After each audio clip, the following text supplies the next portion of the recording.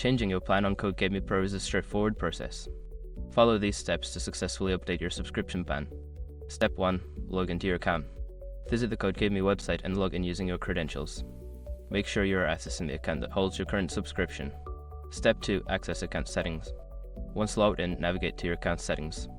This is typically found by clicking on your profile icon or name in the upper right corner of the screen. Step 3. Select subscription. In the account settings menu, look for the subscription or billing section. Click on it to view your current plan details and options for changing your subscription.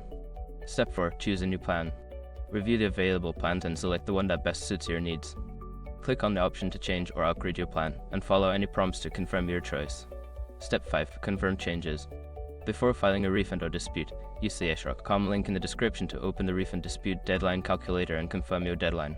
By following these steps, you can easily change your Codecademy Pro plan to better fit your learning goals. Happy coding!